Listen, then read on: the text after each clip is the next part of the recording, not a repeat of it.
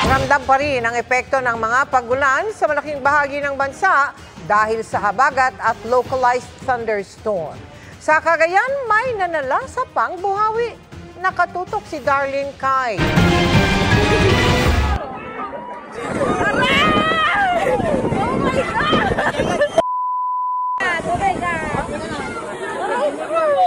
Nagsigawan ang mga taong nakaabang sa isang basketball tournament sa Barangay Bago sa Abulog, Cagayan nang biglang may manalasang buhawi.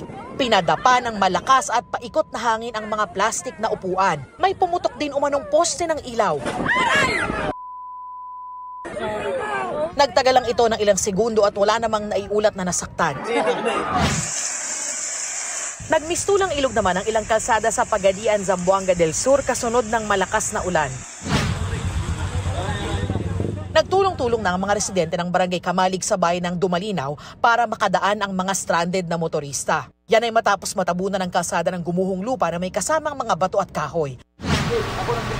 Ramdam din ang masamang panahon sa ilang bahagi ng Catanduanes gaya ng bayan ng Virac.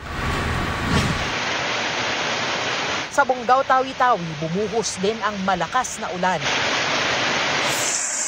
Ayon sa Pag-asa, habagat at localized thunderstorms ang dahilan ng mga pag-ulan sa malaking bahagi ng bansa kahapon. Habagat din ang dahilan ng matinding pagbaha sa Cagayan de Oro City nitong Martes. Rumaragasa ang baha at nagmistulang ilog ang kalsada sa bahagi ng Barangay Kamaman-an. Hindi nakadaan ang mga sasakyan at baging mga truck, hirap umusan. May ilan pang tumirik sa gitna ng kalsada na nagpabigat sa trapiko.